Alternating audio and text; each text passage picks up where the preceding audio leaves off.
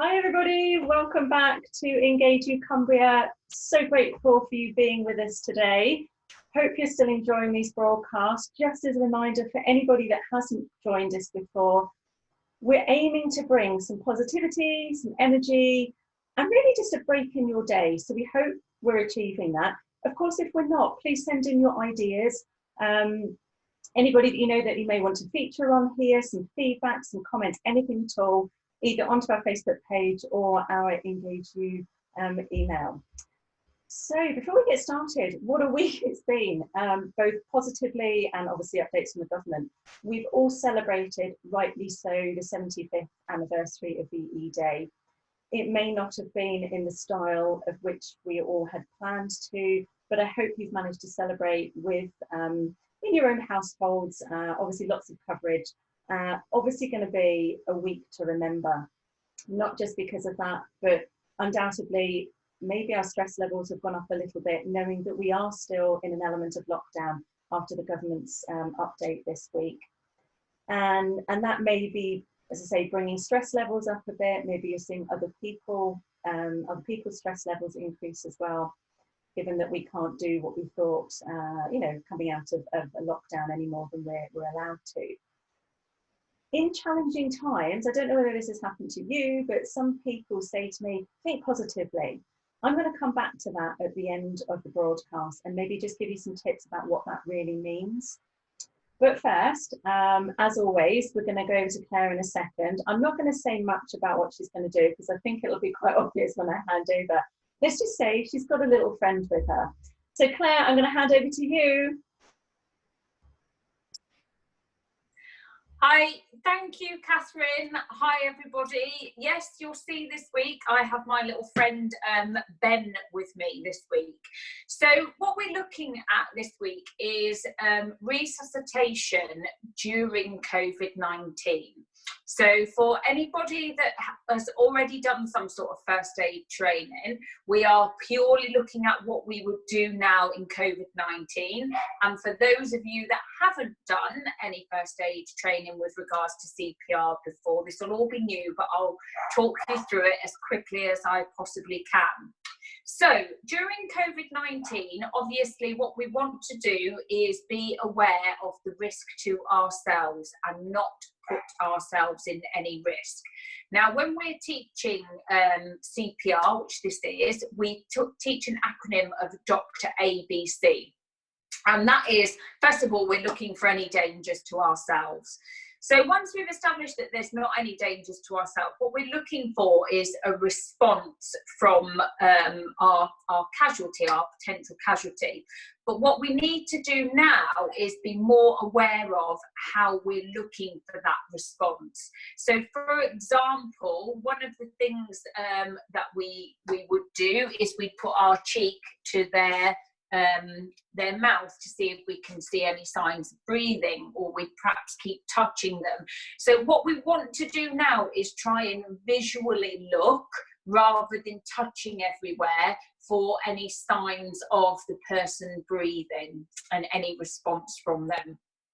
So if we don't have a response from them, we would normally, so the A of ABC is checking their airway. Now, again, we need to be very careful because what we don't want to be doing, again, is getting very close to this person's airway, just in case there is a chance that they do have COVID-19. Now, when it comes to breathing, there are still ways that we can check for the person breathing. We can visually look into this area here to see if we've got a rise and fall of the chest. We can see if there is any type of response or movement from that person. Now, if we're concerned that they do have COVID-19, we can use a towel or a flannel or something to put it over their mouth.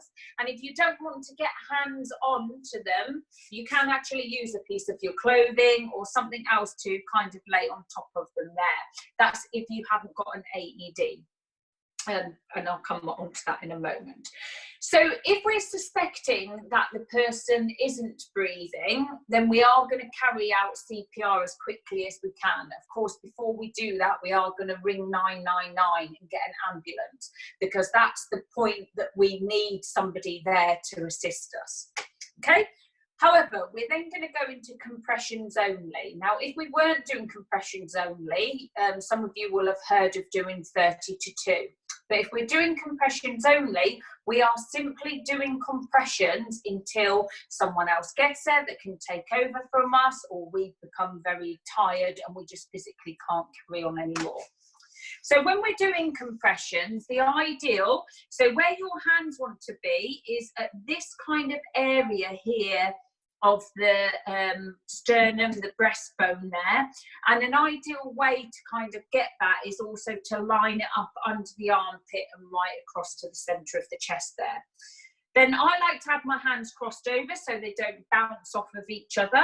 But ideally what you're after is that your shoulders are above your wrist here, so that you're getting as much power as you can.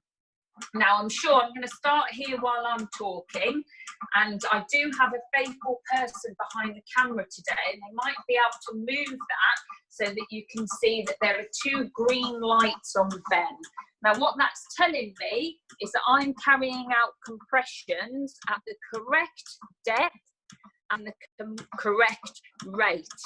And without going too much into that to give you some confusion, I'm sure you'll have all heard of doing compressions to the same timing as staying alive. Okay, so that's our compressions, and we're going to keep doing that until, like I say, someone else comes to help us, or we're just physically too tired, or of course we've hopefully brought this person back round. Now, as well as doing the compressions, or even more important in actual fact, what we want to do is try and get a defib on this person as quickly as possible. So if you know of somewhere that's got a defib, perhaps it's a shop or a sports centre, a leisure centre, anywhere, if you can send someone to get a defib as quickly as possible, that's our ideal piece of equipment that we need. If this person goes into cardiac arrest, or they're already in cardiac arrest, it's the defib that's going to help save their life. And the quicker that we can get that onto them, the more chance they have. Now, defibs are quite easy to use. So I've got today a training defib, so you can see the pads going on, but this is a real defib here, and I'm going to switch it on so just quickly so that you can see that it just gives you all of the instructions. Because it's a real defib, I can't start using the pads now. So you can see it's talking you through everything that it wants to do. And then it's got pictures on here. Lip clothing is. So that's going to talk you through. So I'm going to just show you very quickly today. So the training defib is no different. Okay, we're going to switch it on. Remove clothing from the patient's chest. And it's giving us guidance of what it wants to do. Open packet and apply pads onto patient's bare skin. It's got pictures there telling us what to do. Apply and then when we pads open as shown it, in the pictures. it's telling us where to put them as well. Okay? Press pads firmly on skin. Now, apply pads as shown in the pic. Press pads firmly on skin. This will not continue until this touch the patient. is all in good place. Rhythm. So it's telling us not to touch the patient. Do not touch the patient. So we're away from the patient. Heart rhythm. No Shock compression. advised. Do not touch the patient. And the red light will come on when it wants me Press to the shock. flashing shock button. Shock delivered. So I'm going to turn that off so it's not talking over the top of me. So now when it's done that shock delivered, we can go back to our compressions, and we need to go back to our compressions as quickly as we possibly can. Now the defib will do all of the work for us in between. If this person doesn't need shocking, it will not shock, and it will just continue to tell us to carry out compressions. Now, obviously, during COVID-19, I'll come back to the point that your well-being is the most important thing. When we're looking at danger, we're looking at your safety and well-being. So it would be your choice whether or not you wanted to continue with this. Now, the Resource Council, you know, they put out guidance for people during COVID-19. I'm a first responder. They put out guidance for us, as do the Northwest Ambulance Service. But, you know, even in the guidance, it says if this person's life needs saving, the likelihood of you kind of, you may start to suffer with minor symptoms of COVID-19, but that is all entirely your choice. This is just a training example for you if you're in that circumstance, which I hope you're not. So that's it from me this week, and I will pass back to Catherine. Thank you. Thank you, Claire. Wow, I mean, obviously it's quite a serious subject that Claire has been talking about, but we did think that this was a great opportunity, given that we are still in lockdown. There may well be cases or opportunities, unfortunately, that you may have to use that. I too have been a first aider in the past. That was a great reminder for me. It's now fresh in my head, so we hope that's been really useful. If you have any questions, as ever, contact us on the Engage You Cumbria Facebook page, where you can contact myself or Claire, and we'll obviously help answer any questions that you have. So brilliant, thanks Claire. We at this point share a feature from a local business, and we have a fabulous local business story to share with you today. I first met Zoe and Andy from Shed One Distillery through a business networking group, and then at an awards ceremony. So that tells you a little bit about how successful these guys have been, and even more so in through the pandemic. So we're going to hand over both to Zoe and Andy to show you around, or explain a little bit more about what they've been doing. Over to you guys. Thank you, and hello everybody. Hello. So yes, as Catherine said, we are Shed One Distillery, and Andrew's first of all going to tell you a little bit about how we started. Well, we didn't start in this wonderful building. We're called Shed One because we had two sheds at home when we moved in, and the still ended up in Shed One, which is a little 7-foot square garden shed. So we started small, which is always a benefit. And yeah, it's led to some very interesting times. We've had a lot of fun, especially with friends and neighbours in the garden, the dedicated testing and quality control team, as we like to call them. And it's been great. And we'd like to share it with everybody out there. What would you like to? Well, I suppose the one thing is that how did we get started? So as said, we were trying to figure out what to do. Andrew's been a professional actor for over 20 years. I've been a nomad, living in Japan and South Korea and all over the shop. And we found each other, got together, came here, and we like it. And we wanted to stay and not keep moving around. So we had to figure out what we were going to do. And for very various reasons, we ended up finding gin, or gin found us, one of the two. And so the first thing was we had to figure out how to make it, mix it, do the botanicals, which we did. And I'd like to show you, this is our very first still. This is the still that helped us create our first gin, Cuckold's Revenge, which we're very pleased to say that is also in 101 gins to try before you die. So that was good. And it then went on to help us create other gins as well. So this is what we started with. And so that is where we began. And I just like to say also about this, Andrew has a very good nose when it comes to the botanicals. We create them generally together, but there are certain things that Andrew will pick up on that I don't pick up on, and the size of the nose. And that works out really well. And then other sides of it, we also make gin liqueurs. That's my sort of baby, and that's what I've been doing for a very long time, which is kind of based on the compounding gins, the slow gins, etc., that we all do, or many of us have done over the years. I would say that, yeah, I'm more about working out the fine points of the recipes and the botanicals, but it really is a collaboration on what style of gin we're going to do, what the tastes are, where we want to go. And really, when it comes to one of the things in our gins is we use fresh zest. So it gives it a nice sharp citrus, but we're left with a lot of fresh fruit. So thankfully, Zoe's brilliant at making marmalade. This is my fan club. Yeah. It was really good because I started making the marmalade, and we were giving it to people for donations, and then the donations went into what we call the Marmalade Fund, which has become the charity arm of our company. So here is Shed Loads of Love, and so what I do is I take all the fruit, there's no zest, mix up some botanicals that you'll also find in the Shed Loads gin, make it into the marmalade, and then splosh, a good splosh of the gin in there as well.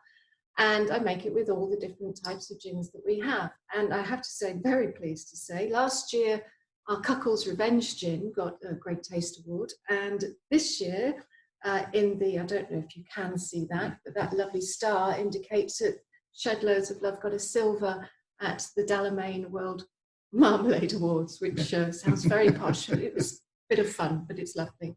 So that's the marmalade, and that is our charity side. And we have 2 charities each year that we raise funds for, and we raise awareness of. Yeah. The Marmalade Fund is part of it, and it all sort of goes under that umbrella now. But in the past, we've done sort of raffles and other types of events. Yeah, and now we actually have our own bar. There will be more events coming up when we're allowed to, obviously. Yeah, so we're looking forward to that. And can we just, I think we can just about show you that this is part of the bar.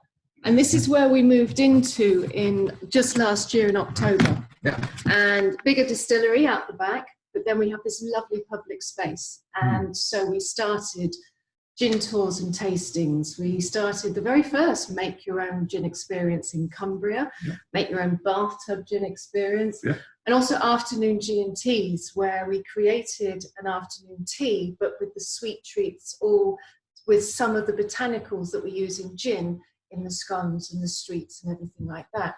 And everything was going amazingly well, and we were getting more and more popular, and we were getting things were just starting to really work well. Really starting to go. And then, of course, COVID and lockdown came along, which, of course, for many businesses and for everybody, has been well, very trying time. Very trying time. Yeah, unsure about what was happening. Obviously, the bar had to close. Most of our production goes to shops, bars, hotels, restaurants. They've all quieted down and closed down. So really, we were wondering what we were going to do. We thought we might be having quite a long break. But then we had a phone call from St. Mary's Hospice in Ulverston saying, is there any chance that you guys are making hand sanitizer? And we said, well, we haven't got the license. We would love to. Anyway, through various means, HMRC has relaxed the rules for people like us who have bonded warehouses, all technical stuff. Yeah, all technical stuff. Basically, we can use the alcohol that we were going to use for our gin, but we can now make sanitizer with it, which isn't drinkable, so don't try that. But it has enabled us to help people like the local hospice. And we did think it'd just be the local hospice and a few groups. But one of the eye-openers was the people and groups that actually got in touch. We've supplied all over Cumbria, and it's not just charitable groups and hospice, it's the ambulance service and it's care services, county council. There was a real problem with it, and we were very happy to step up. But the reason we were able to step up and cover so many people is because Zoe had the brilliant idea of setting up a Just Giving page. And we've really been overwhelmed by the response from you guys, from people like that and local businesses. And we've raised, well, how much is it? It's over £6,500 from the public and businesses. We've also had some bottles donated because that was another big expense, which, as you probably know, bottles, the actual pump dispensers have disappeared off the face of the earth. So with that going on, we are now able to continue to make the hand sanitizer. We've gifted it, so we don't take any money. We have the money from the public, we produce it, we gift it out to who needs it. the groups, organisations, third sector. And so far, we've gifted it to over 250 organisations around Cumbria. And we have, it's been over 4,000 bottles so far and counting. And we continue to do that, and we will do. Yeah. But thankfully, also, we haven't completely given up the gin. No. Because, again, thank you, public, you still want Shed One gin. So we have been able to continue to post out the gin. We also are doing a local delivery service as well. And I'm very pleased to say I've also managed to bring back the afternoon G&Ts, and we're delivering them in the local area. And it's just nice to be able, for somebody to be able to order something special for their birthday or an anniversary or something. So we are still in the gin business, but the hand sanitizer is also quite up there at the moment. And as long as we've got the funds, we'll continue to make it and continue to gift it. Yeah, happy to do it as long as we can, as long as we're in this situation. It's been an eye-opening thing, but we're happy to do our bit. Definitely. Yeah.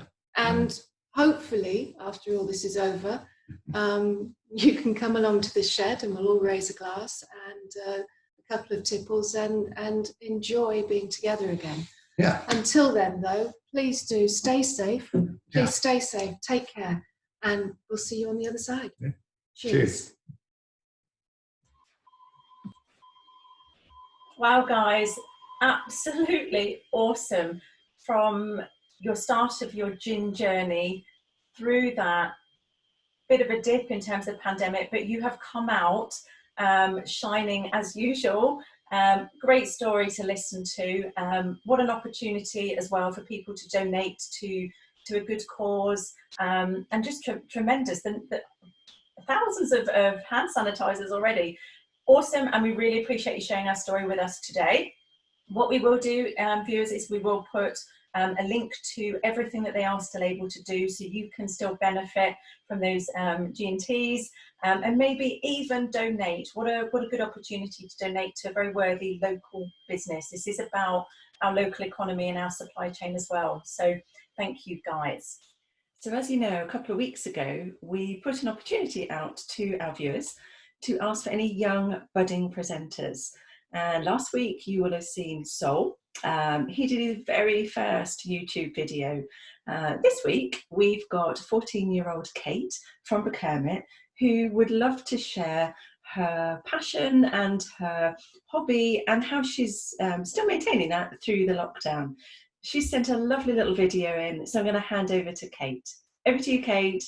Thanks, Catherine. So today I'm going to be talking a little bit about how I got into stage school. So when I was little, about 4 years old, I first got into dance. And then later on, when I was about a year ago now, my friend went to a stage school and she asked me if I would like to go with her one lesson for the first of the term. So I went, and I started off pretty shy at first with it, and I was pretty scared because I didn't know anybody there and I didn't know the teachers or anything, but they were really nice and everybody was really nice there. But throughout lessons I started to become more confident and I wasn't as scared, even though it took a few more lessons to sort of adapt to what was going on. But yeah, I was pretty scared at first. It's pretty self-explanatory, I guess. But then I've been at that stage school for I'd say about a year now, and it's been great. And we've done many productions. Well, they've done many productions and I've been in one of them. And we've sort of adapted to the current situation by using online video calls such as Zoom. And that's been really good because I can still talk to my friends but like while acting and while taking part in everything that's going on. And it's not been hard adapting to it because it was the same sort of time as like normal classes, so that's really helpful. And if you want to get into stage school, I really recommend it because it's really good for your confidence and it helps make new friends as well.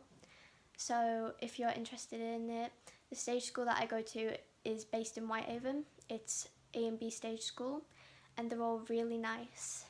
And the lessons are carrying on during the lockdown on Zoom call, and the teachers are very nice. And also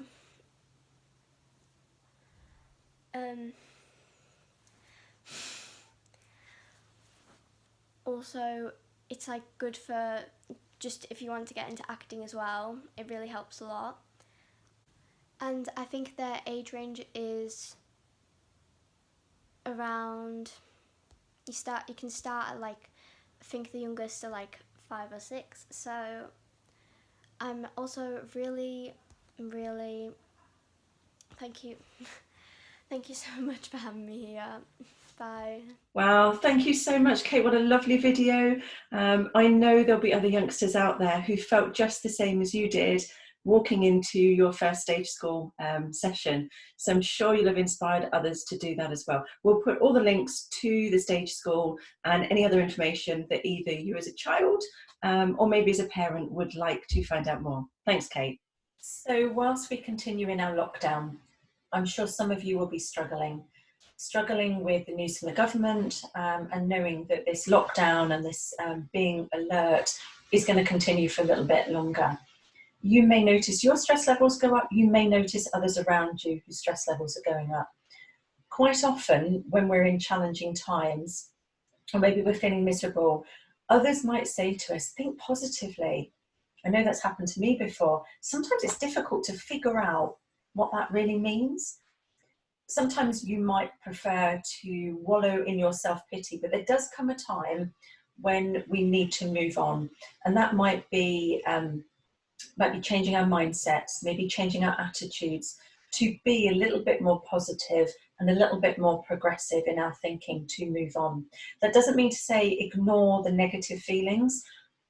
They are an indication, they exist. They're an indication possibly that something is wrong, or maybe that something just needs a little bit of attention by yourself.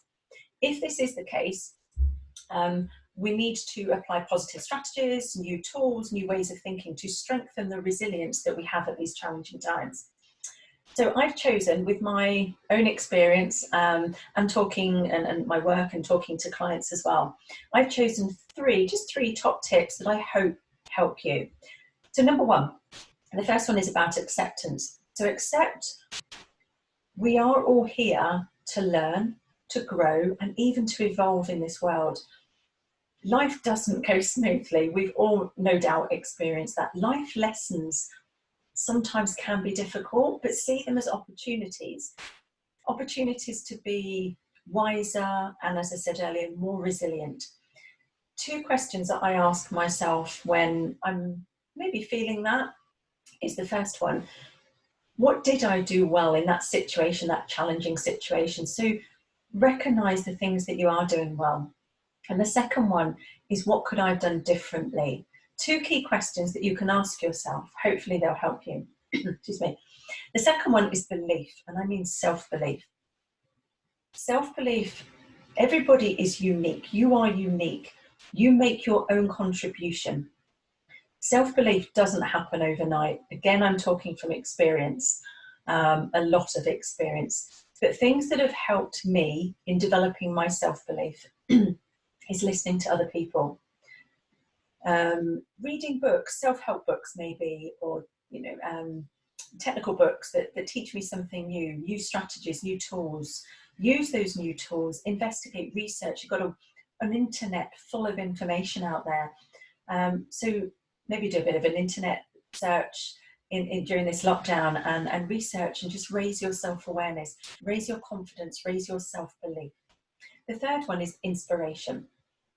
look for inspiration in others around you. When I've done this in the past, I've read autobiographies. One that stands out is Michelle Obama, her book called Becoming. If you want to read that and you get the chance, do it on audio. She narrates it and it brings it to life. Inspirational woman for me, might not be for you. So think about the people that inspire you. Read their autobiographies, get ideas from them. It might be somebody closer to home. So it might be a family member, it might be a family friend. Maybe pick up the phone. There's lots of ways that you can fill yourself with inspiration from people around you to try and just turn the volume up on your positivity and your mindset. Thinking positively doesn't mean being unrealistic. It does mean dealing with life's challenges, and maybe just putting a little bit of work into them. So next time somebody comes up to you and says, think positively, smile back and remember that this is now part of your everyday life. You've now got these tips and guidance to help you think a little bit more positively. As always, if there are anything that we've talked about that raises any questions for you, please email us, direct messages on our Engage You Facebook page as well. But I hope that's been interesting. Wow, what a filled broadcast we've brought you today. You've had a reminder on a very important practical tips around CPR. We do hope you never had to use that.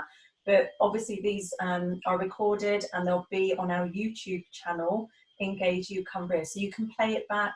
Please share it with other people as well, because this is really useful information. You've heard a lovely story from a lovely couple who are in a local business as well.